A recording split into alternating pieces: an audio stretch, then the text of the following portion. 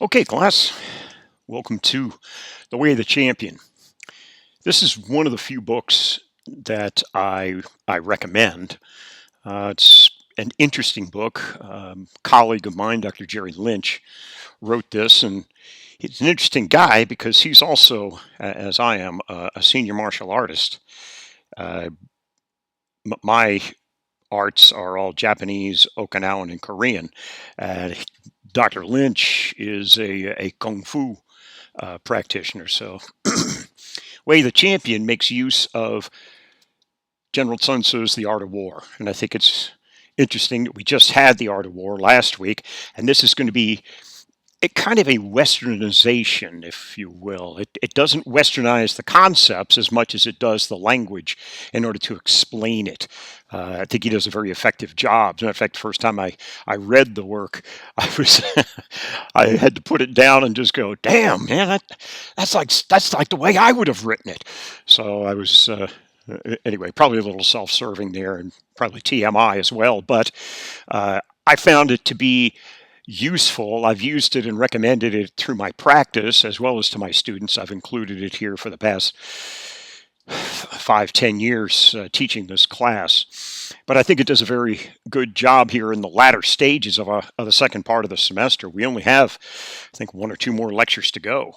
But this is it's a little lengthy, so I've divided it, as I usually do, into two different sections. So we're going to do part one right now, take a deep breath, and then come back for part two. So I invite you right along here, and I'll comment as we make our way through. So welcome to part one of Way of the Champion. Well, this is my parenthetical S at the top there, the ways of the champion, because the way of the champion, if you wanted to look at it from that perspective, it's, as we've discussed before, the Tao, the way, and that is nothing more than paying attention and noticing what's going on around you and making use of the information. Remember, knowledge is power. Information is just data points, but knowledge is power. It's where you're able to take some of those disparate pieces of information, put them together into something useful and cohesive to make sense of the world around you. Anyway, we'll go through each one of these, and of course, we're going to go into each of the four here. But the way of self-awareness, and I think that's interesting. That's the first lesson. First lesson. Never mind what's going on over there. Never mind about that guy or that gal over there and what they're doing. The way of self-awareness, understanding yourself. Guys, has it come back to haunt you? And have you questioned the madness behind my assignment of the journal? Have you been using it? I hope that you have, because it could provide an interesting anchor and a sounding board and a documentation of your time going through these very unique circumstances in which we find ourselves. Anyway, the way of self-awareness, we're going to indulge ourselves with that. Way of strategic positioning, the way of competitive advantage, and the way of team unity and leadership. Now, for the first lecture here, we're just going to go through the way of self-awareness and the way of strategic positioning. Okay, so let's just dive into it. And as if that wasn't enough here, the way of self-awareness is he's subdivided it into three pieces. The first, again, is lessons on self-knowledge. Then goes to lessons on purpose and vision and lessons on knowing your opponent. Notice that knowing your opponent is at the ass end of this. That's at the very end. Oh, by the way, you might want to pay attention to this as well. However, the main object of the exercise here is self-awareness and self-knowledge. So let's get into that, shall we? All right, so what does he talk about with lessons of self-knowledge? Well, first of all, there's self-acceptance. A lot of us dream. We have dreams and aspirations and goals and desires, etc. And sometimes we daydream and we think about things. Wow, if only I could, or how would my life be different if I could just fill in the blank? Well, here he talks in terms of self-acceptance, acknowledging those shortcomings. But you attend to both the weaknesses and the strengths. What do we attend to? Typically, we attend to our weaknesses. It's the way that we're trained. Remember the example I gave you when if I were to administer a test, grade it, and hand it back, there'd be only two things that you would look at. You'd look at the grade, and then you'd look at those questions that you missed. Why? Well, you wouldn't attend to those that you knew, because you knew that.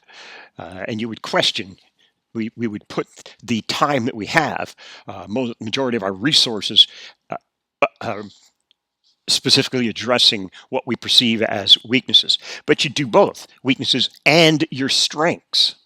So, writing my own story. Here you go. My goodness, stealing my thunder here, Dr. Lynch. Journaling, physically writing it down. It holds you accountable. It documents things. Guys, please do not make the mistake of just trying to keep it up in your head and thinking you're going to remember things.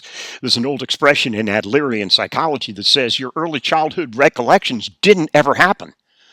You've had an entire lifetime to embellish them and to minimize and maximize and reorient and couch things in terms of. So, but then again, always keep in mind that I maintained most people live unexamined lives. And this, if you journal and physically take the time to write it down, this is part of that examination, and you won't find yourself among the hapless herd out there that's desperately seeking something and can never find it because they can't specifically identify what it is they're looking for.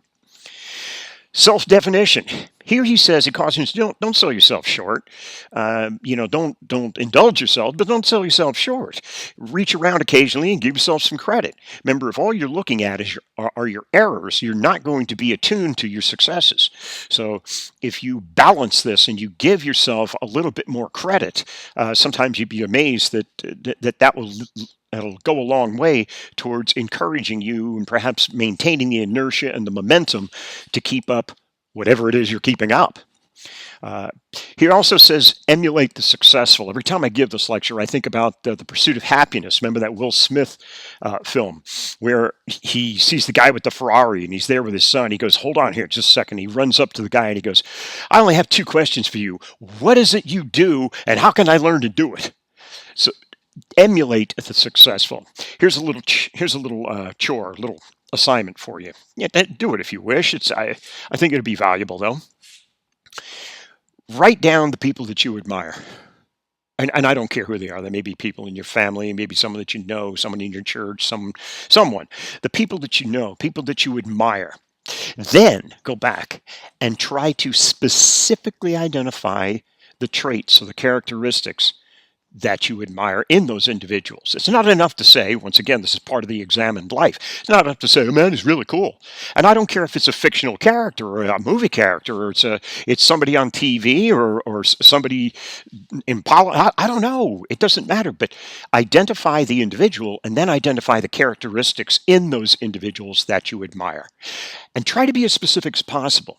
That'll lead you toward identifying and maximize the potential of you being able to emulate those characteristics. See if those characteristics are something that you can try to incorporate into your own personality and your own mode and code of behavior, your manner of comportment, etc. There's a great expression. We didn't have time for Master Musashi in the Book of Five Rings, but Master Musashi, one of his great lessons is, when you walk into a room, what message do you want to send and to whom? I'll say that again. When you walk into a room, what message do you want to send and to whom? So emulating the successful is very different from copying, because people will know that people will know, and you know when someone's blowing smoke up your butt. So emulate the successful. Try to incorporate these things. Don't try to copy them, because they'll come across as acting as if, and your acting will be seen through. And then self-talk and imagery. Interesting stuff here. He suggests that the morning mirror discussion. And here it's when you're there getting yourself dialed up, you're doing your hair, you're brushing your teeth, or maybe you're shaving, or whatever it is you do when you're doing you're getting ready to face the day. Who's looking at whom in the mirror? Is anything being said? If so, who's doing the talking? What's being said? And if you wanted to continue, extrapolate on that point, how is it being said? What is the tone behind the conversation? Take a look at yourself, especially when you screwed up. when you've messed up, or when we say in the Navy, we used to call it screwing the pooch, which means you just really messed up. Well, how do you talk to yourself? Are you encouraging? Are you supportive, or do four-letter expletives come pouring out that would make this sailor blush? Maybe, but this morning mirror is also going to have bearing later on in this presentation here too, because it's something that you talk to yourself. It's where you answer fundamental questions. One of the things is the elevator speech, and we'll talk about this later, is where you get into the elevator, you're going down, it's 5 floors, and they push the button, doors close, and the guy or gal turns to you and says, "So, what do you do?" Well, you've got 5 floors to come up with 3 to 4 sentences to say what you do. What is it that you do? Try it sometime. Practice it. See if you can do that. Because if you can't do that, I'm hoping that you can, especially in light of the interview. Well, no, you haven't got there yet. Ooh, wait till we get into Capstone. We're going to have a lot of fun with this. But the morning mirror, he suggests that if you're going to have a conversation with yourself, you keep it positive and present tense. Don't get haunted by the stuff that you can't change from what happened yesterday, last week, last year, last decade, or what is about to come, maybe next week or next year. So, a little bit more on lessons of self-knowledge. He suggests that part of this introspective exercise, getting in touch with an examined life, is to get in touch with your personal inspiration. Do you have any inspired conscious thoughts? Is there something that you go to? Is there something that when the stuff hits the fan, is there a song, an idea, a person, a sanctuary, a concept? What is it? An inspired conscious thought. It can be any of these things, but it's something that you seek wisdom from, seek strength from, and it allows you to kind of, in a manner of speaking, recharge your batteries. He cautions you here. This is dedication to a lifestyle. Now, I told you the second part of the semester here, we're going to be dealing with self-improvement. It's not just goals. Matter of fact, it's got very little to do with goals. Matter of fact, it's a goal-less journey. So, dedicated to a lifestyle, you embrace the highs and the lows. I always tell my students and my patients, I say this all the time, don't ever, coaches, trainers, medicos, don't ever allow yourself to lose. You either win or you learn. You either win or you learn. And hopefully you do both. But what you don't want to do is come off of that field or the court or the track or the pitch or whatever, and with your tail tucked, and then throw your stuff around the locker room and go home pissed off. No, coach, trainer. No. You've got to have something that you can process. You've got to take something away from that encounter. Otherwise, it was a farcical waste of time, and you're going to make the same mistakes again. You're going to see it again, because life is a cruel, cruel taskmaster. I'm telling you, if you don't learn these lessons, they're going to come back to haunt you, and you're going to be confronted with the same situations again and again and again until you bloody well get it.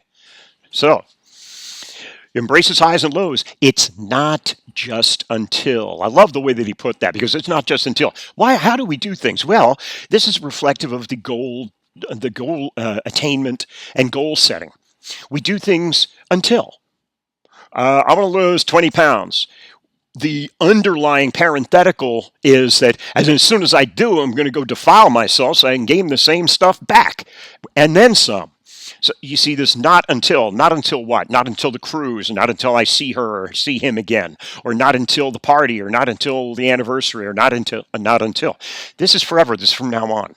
Now, I told you when we started in the second part of the semester, this is going to be exhausting. It's going to take some practice. You're going to ease into it, and then you're going to have to take a break and get back to goal setting for just a little bit, and then get back into this. Because you're on 24/7, 365.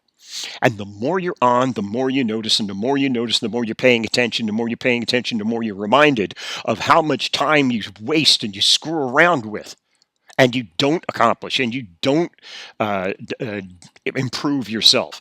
And it's not big things. Remember the concept of Kaizen. It's small, incremental changes that you repeatedly integrate into your ADLs, activities of daily living. I love this one too. Your commitment will always be tested because it's a dedication to a lifestyle. Look, if you're in a group, if you're in a gang of your buds and whatnot, everybody, all of your buddies and your gal friends, etc., you're there because you bring something to the table. You bring certain qualities, certain something, and you are already known for those qualities. You're known for bringing them. And then, say, because here we're geared towards doing things until uh, you encounter December 31st, New Year's, and January 1st, you're turning over the page and you say to everybody, I am going to quit doing drugs, quit drinking, quit smoking, quit eating crap, whatever it is, guys, whatever it is, doesn't matter. The point is, what you're saying is, I'm going to change. I'm going to change the way I do things. And as a consequence, all of you that are able to do what you do in this group, because I bring these qualities, I ain't going to bring them anymore. So you got to figure it out. So even if the changes, even if the commitment is beneficial and is in your very, very best interests, it'll be tested because you're forcing these other people to follow you, and they may not be ready. Being perfectly imperfect, he's being clever with the language here. In other words, we're not, it's a process of becoming. I think I use this example in another lecture here. Medicos, you DPTs and future OTs and MDs and DOs, etc. You may understand this. When you talk to people, how are you feeling? They will typically say, well, I'm feeling better. What you never hear is, I feel best. I'm done. I'm better. I'm best. Complete. Done. No. So we're always trending towards. Now, the question is, trending towards what? And this brings us to another discussion because it reinforces the necessity and the usefulness of the journal. Because if you know specifically where you started and you track specifically where you are right now, you can draw a line from where you started to where you are right now and extrapolate out and find out where you're going. Now, just because a graph is going up doesn't necessarily mean a good thing, especially if it's like the size of your backside. Look, you need to be putting your finger on the pulse all the time and paying attention, and that's really what he's saying. You're never going to get there. Remember, this is the pursuit of mastery. You're never going to get there, but you will continue to improve and improve and improve. And from that particular perspective, you are going to bring more to the table as a consequence of this than you ever did back when you were changing and your commitment was being tested. Anyway, he talks about balancing pursuit of excellence and outcome. In other words, the amount of time and effort invested relative to self-improvement. Because remember, this is not goal setting. This is improving the sphere of you. It improves everything about you. Something I never really emphasize, but you need to understand this. Granted, I have a very different view of things because of the people that I see in my practice. Now, a lot of them are extraordinarily gifted. Well, they're all extraordinarily gifted in their respective fields, but they typically they only shine on the field, on the track, on the pitch, on the court. Outside of that venue, their lives are train wrecks. I mean, they have no significant others. Their relationships, they're into drugs, they're into alcohol, they're into mischief. That they're just into, it's awful. When you're engaged in self-improvement, no matter where you go, you bring that with you. So it doesn't matter if you're on the court or on the pitch or on the track or on the field or whatever, or when you're with your grandparents or when you're with your school friends or when you're with your buddies or when you're at work or it doesn't matter, because no matter where you go, there you are. So that's what he means, balanced in pursuit of excellence and the outcomes. Okay, here's another little assignment. You can do this one and just start working on it too, because this is going to come back. And when I see you in Capstone, I guarantee I will give you a lecture on this as well. But it's best that you start examining this and start weighing and balancing some of the things that you can work towards understanding who the dickens you might be. It's development of a personal mission statement. This begins the process. It needs to be simple, clear, direct. You plan the work and then you work the plan. But the personal mission statement, it's kind of a variation of the elevator speech. So what is it you do? Boom. Give me 3 sentences. Go. What do you do? Give me 3 sentences. Well, anyway, you see what I'm saying? I guarantee you're probably just staring at the screen and going, yeah. Well, I don't blame you because we don't think like this. We prepare for the answers for the question that you anticipate will be asked, whereas you don't plan for taking it in different environments. So, anyway, then you need to concentrate and think in terms of sending your message. Again, when you walk into a room, according to Master Musashi in the Book of Five Rings, when you walk into a room, what message do you want to send and to whom? To your opponents? Yeah, what's the message? Maintain eye contact. It's very, very important. This is one of the things, guys, that I feel very, very bad about, and there's no way to change this. Eye contact. You don't know me, but when I've got a lot of energy, so when I give a lecture, man, it is a full ass performance. So in a lecture hall, 100, 200 students, I walk all throughout the thing. I don't walk, I stalk. And as I'm doing it, I'm looking at each and every one of you and gesticulating, and my ADHD is running wild, and I'm maintaining eye contact. I look you dead in the eye all the time. I want to see if I'm making contact. I'm looking to see if you're getting it, and you will tell me if you are or you are not. And if I see a lot of people nodding, sort of metaphorically nodding, okay, we'll go on to the next point. But if I look around in the eye contact that I'm getting, I see a bunch of glazed eyes and children of the corn. That's probably not real good, so I'm probably going to readdress the concept and introduce it a slightly different way. But sending your message, what message do you want to send and to whom? So, and then raising the bar, purpose and vision. Yeah, ask, not if, you ask how. This is similar to a lecture that I used to give a long time ago, because one of the questions that I used to get asked in my practice is why. Why am I doing this? Why can't I do that? Why is this? Why is that? Why? I don't know.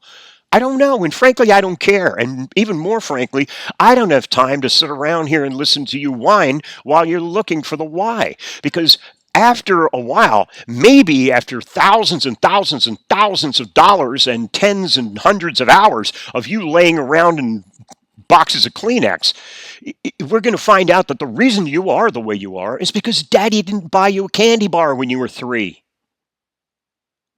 I'll let that sink in for a minute. Okay, now that you're armed with that devastating information, how's your game? How's your life changed?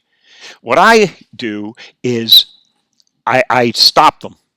I'm not interested. I'm here. Matter of fact, if you really want to know why, I've got a couple of colleagues and they love this shit. Here, man, you can lay on their couch for the rest of your known days.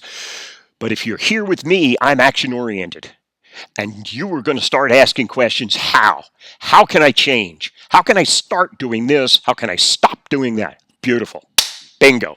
Let's do this. That's action oriented. That's going to prompt some kind of movement in life. The why, nothing changes, except you used up another box of Kleenex. So, here it is. He says with raising the bar. People ask me all the time, where should you set the bar? And I've investigated this. I've done a lot of research on this, and a lot of the psych research has indicated the best, most motivating, and movement generating position for the bar to be set is just out of reach.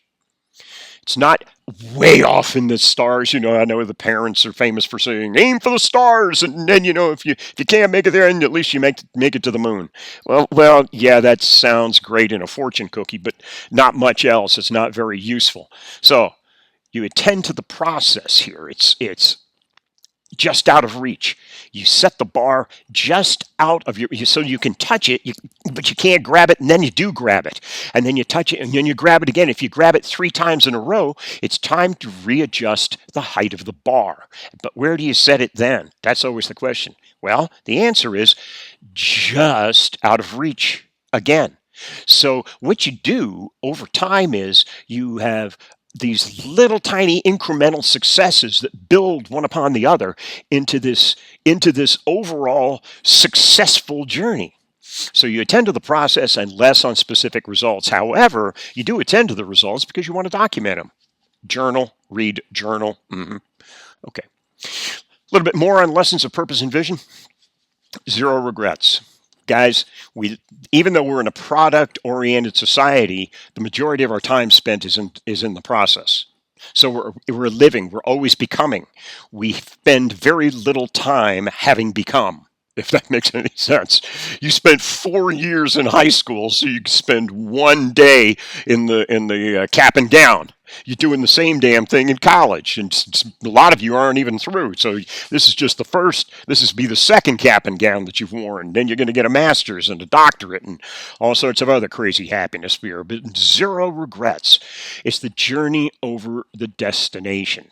The destination. Remember what Cervantes in Don Quixote said.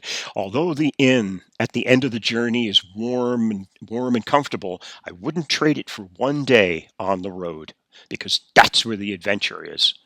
So it's the journey over the destination. When you think about this, yeah, we spend probably 95% of our time becoming. We only have these days, 1 day. My wife and I have been married for 25 years.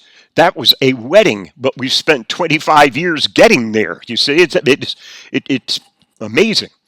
And don't get haunted by what might have been. Zero regrets. Sometimes it's kind of part of the human condition where we indulge ourselves. It is an indulgence too, where you sit back and you think about what might have been, he or she who got away, or that job, that opportunity, or maybe you got rid of that car that you needed the money, but now you wish you had it back, and things like that. Well, then this obsession with winning. I need to make a statement here just to explain why he calls his work The Way of the Champion. Winners, I know, Joe, what was it? Charlie, winning. Yeah, winning. Well, winners only win once in a while. Winners lose more than they win. Champions win every time. Why? Because champions go into any kind of a contest either going to win or to learn. So they are always coming away with something valuable. They have earned something and they're taking something away from the contest. So this whole concept of wanting to win versus needing to win. And for you coaches out there, my heart and Dr. Lynch's heart goes out to you, because there is this concept of needing to win. Because I don't care, you can be the greatest coach on the planet, but you're still going to be judged by your WL columns. That's it. I'm sorry. That's the statistics there. You live or die by those. And this concept with this obsession with winning, that you are worth less if not winning. Well, yeah, but you got to be very careful with the language here. You probably will be worth less, but you're not worthless. Do you understand the difference? You would be worth less than someone who wins all the time, i.e. a champion, but you are not worthless. So I wanted to make that distinction there. And then, of course, last lesson on purpose and vision is the detachment and joy. The deed versus the doer. And there's the old example here is, 2-year-old little Johnny walks into the room and writes on the wall with a crayon. Is Johnny a bad boy? No, Johnny's the same loving little kid he always has been. He's a lovely little guy, but he needs a little guidance. So that was the deed versus the doer. Johnny did perhaps a naughty thing, but he's not a bad boy. So anyway, that's that detachment and joy, prepared to be in a position to win. And the only way, or not the only way, because I'm not going to be that definitive here, but a good way to prepare to be in a position to win is to journal and to pay attention. the more you are, and I told you this before, remember in the last lecture with the Art of War, you may be looking at this and going, man, this is garbage. Man, who needs this crap? Well, remember, this is straight out of the Art of War and General Sun Tzu. And I will repeat what I said back there. If you can choose to adhere to this and maybe embrace it, but if you choose to ignore it and you encounter someone who is a student of the Art of War, is a student of Sun Tzu, they're going to take your lunch money and there's not a damn thing you can do about it. Why? Because they are going to know more about you than you know about them and about the environment and about the situation. Remember, go back and review your notes on that one. So, prepare to be in a position to win. All right, let's shift gears here and get on lessons on knowing your opponents. And I just got finished saying, if I'm a student of Sun Tzu, I'm going to make a point. I'm going to do my homework. I'm going to do everything I can to know more about you than you know about me, and about the situation, and about the environment, and about the terrain and the weather and the this and the that, and I'll know it all. So it's gathering opponent secrets. Here, this is my addition here in quotes, pre-flight your gear. It's something they taught us in naval aviation all the time. You always pre-flight your gear. Always pre-flight your gear. And I think I told you in an earlier lecture about my dissertation defense. My dissertation defense was a long time ago when we actually had floppy disks, if you can ever even think back that far. You guys probably aren't old enough. But anyway, these floppy disks were notorious for being corrupted. So anyway, this is fresh in my mind from my naval aviation days. Pre-flight your gear, pre-flight your gear. So I got there early in the venue, made sure that the projector worked, and I had an additional bulb. I had a backup bulb for it. But then for the computer, I had 2 floppy disks, and I also had overhead projectors. If you remember those, I had every one of my PowerPoint slides on overhead, so that in case everything blew out, I could, at the very least, I could just pass them around to my committee and make my presentation that way. So pre-flight your gear. Knowledge is power. Remember, information is not power. Information is just data. And most people are surrounded by things. Matter of fact, if you wanted a little exercise in the difference between information and knowledge, knowledge is the ability to see what others merely look at. And if you look at Sherlock Holmes and Agatha Christie's Hercule Poirot, what they do is they see things. They're looking for things. Let me give it to you this way. They are looking for things that are there that should not be, and they are also simultaneously looking for things that should be there that are not, in any situation. Now, I hope that just rattled your cage, because that's another way. Remember, we were talking earlier about thinking outside of the box. Well, here you go, kids. This is thinking outside of the box right here. So knowledge is power. And how do you gain knowledge? You learn information and you learn how it works. And you do that by paying attention. And then counterintelligence, this is, if you look at it from a certain perspective, every sport is based upon deception and misdirection and things like this. So, in other words, if I'm playing tennis with you and you hit the ball to me, where am I going to hit it? I'm going to hit it to where you ain't. So you're going to have to run to go get it. Hopefully you're not going to be able to, and I will score a point. If I am a running back and you hand me the ball, where am I going to run? I'm going to run where the big guys aren't. And that's basically it. So, and if I'm a pitcher, where am I going to throw the ball? I'm going to throw the ball where you can't hit it with your stick. Okay? So, information, disinformation, and deception. What we tend to do here is, what we really need to do is to strike weakness and to avoid strength. So basically, that's it. That's the counterintelligence. And again, I'm just breezing through this. I suggest if any of this is resonating with you, that you just pick up a copy of The Way of the Champion. It's a great book because it's got exercises and things that you can do and suggestions for your journaling at the end of each chapter. And it's just well done. I'm so very, very impressed with it. And I think you could find it as a great resource. Ah, lessons on knowing your opponents. He concludes with the opponent within.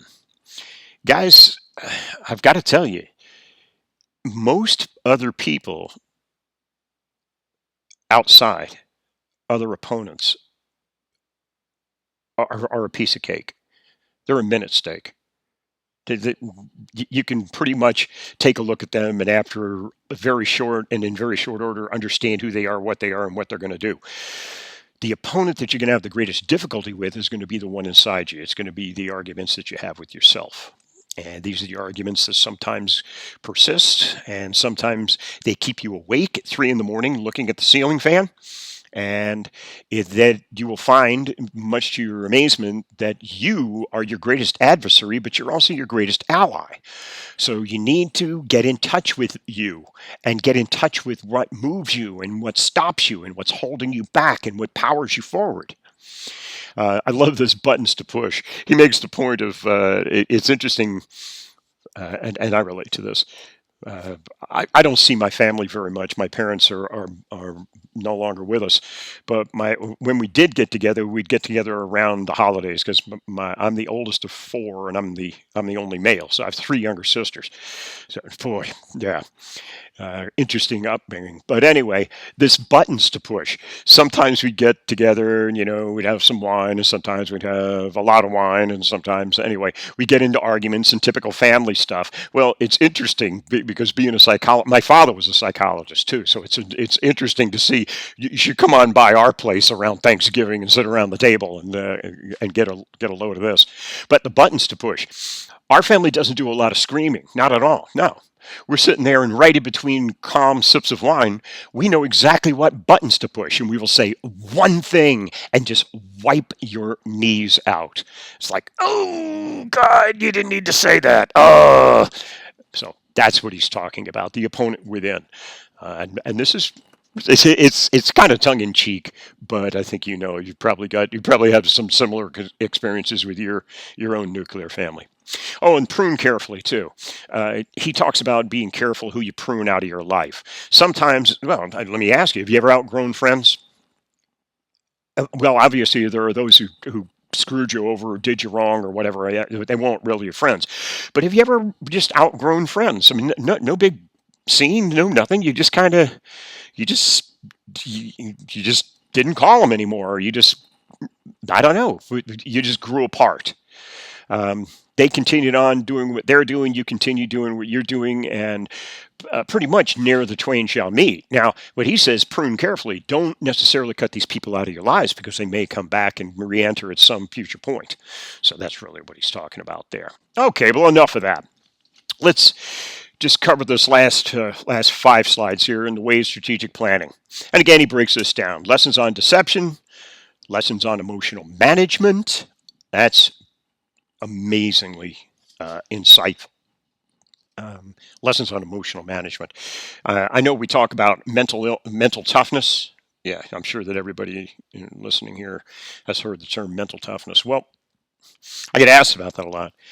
And I have to admit that in all my 30 plus years of private practice, the people I've seen, I've never seen anyone that was not mentally tough. These athletes they would eat a Coke bottle if they thought that mentally tough. The stuff that they do, the things they put their bodies through and their minds, it's really, really amazing. But if they have a common problem to everybody that I see, it's lack of emotional resilience. It's not their mental toughness. It's their emotional side that gets the better of them. They begin to doubt themselves. They get into a slump. They try to double down in the gym. They get into staleness. They start to overtrain. They have declining performance, and this keeps them awake. And as they lose sleep and they begin to bite all the people around them, and it's just an emotional black hole that just sucks all the life out of everything around them. So we'll come back to that. And then lessons on readiness, and let's talk about that, shall we? But first is deception. Remember, all of contest is deception. Certainly all the sports. All competition is based on deception. Here, I hike and ball is snapped, and it looks like I'm going to run, but no, I put it right over the top. Bing, just a little short pass over the line. Bang, done. I looked like I was going to run, but I passed, or it looks like I was going to pass, but I ran. Whatever. So illusion is an advantage. Yeah, misinformation, and it upsets the opponent's rhythm. If you really want a better example of this, rewatch the film Remember the Titans. And that'll give you a tremendous insight. If you just keep, matter of fact, just keep this in mind if you watch Remember the Titans again, because it's a great example of all of this. And then surprise as a counter. Yeah, surprise as a counter. Do something unusual. Do something totally unexpected. In the martial arts, we think about doing this. It's what we were taught in Hapkido. And if someone is coming at me, I can stand my ground, in which case I'm probably going to get plowed over. I can take a step back, and that's just delaying the plowing over. I can step to the right or to the left, which is probably a pretty good idea. Or I could do something totally unexpected. I can step into them. I can come at them. And whoa, that right there is the thing that would upset your opponent's rhythm. So the surprise is a counter, yeah, the possible versus the probable. This gets back to the environment versus the situation. Remember the point of impact in the pebble in the pond, and then the first 3, 4, 5, 6, 7 rings.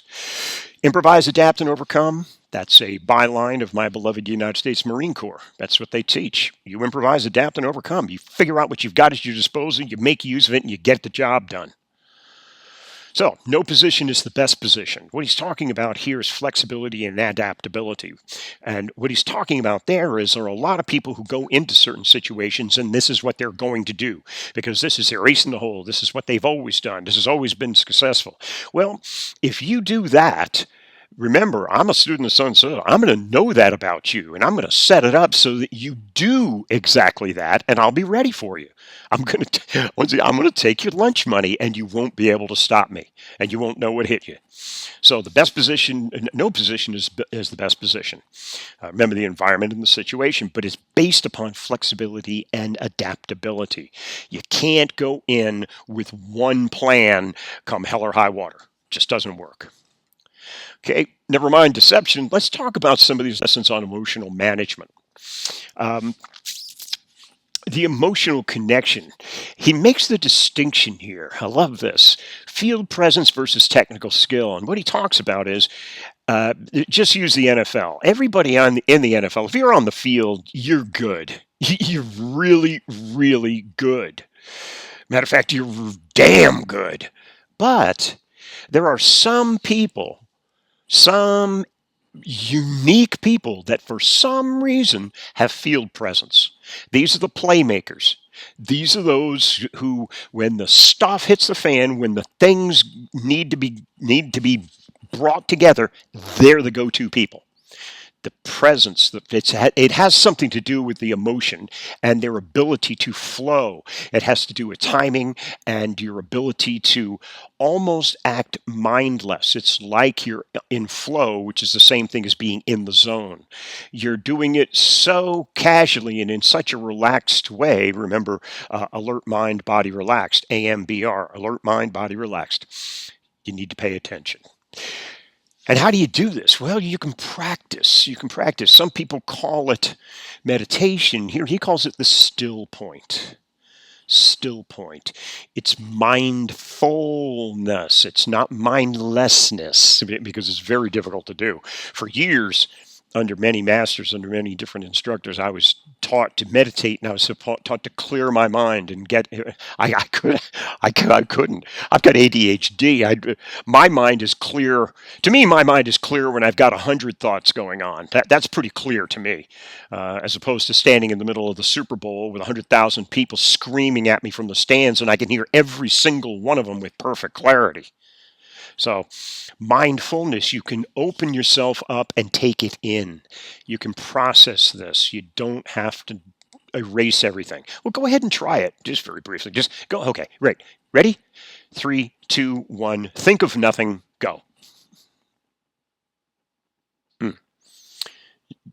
It's tough, isn't it? Because you're probably unsuccessful. And if you were successful, you probably got to the point where you were thinking about yourself, thinking about yourself, thinking of nothing, which again sounds like word salad and it's a Mobius. But anyway, I think you know what I'm talking about. The still point here, this is something you can do. You can review your mission statement.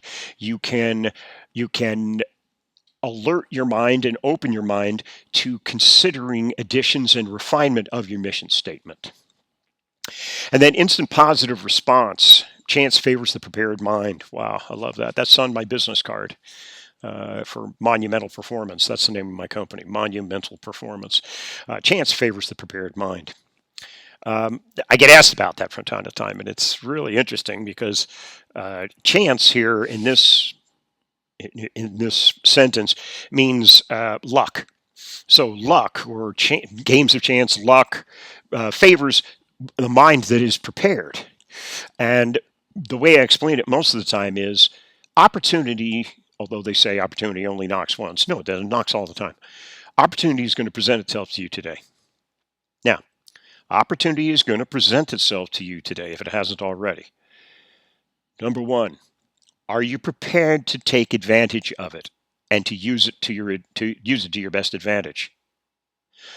But that pales in comparison to the more important question that you need to answer. Even if you're prepared, do you recognize that thing that is being presented to you as an opportunity? No. Or is it just something else that passed by your purview today? Do-de-do-de-do, as you're not paying attention, you're not engaged in looking for things that are there that should be and for things that should be there that aren't. So, anyway, prepare to take advantage. Practice this. Be prepared. Put yourself in unusual positions. Learn. There's another great example of don't ever lose. You either win or you learn.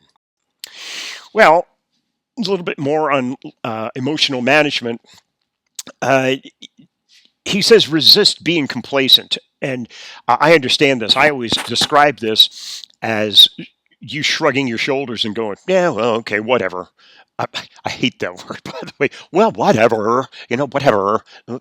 Wow. No. Live life on purpose, damn it. I mean, quit being so blah.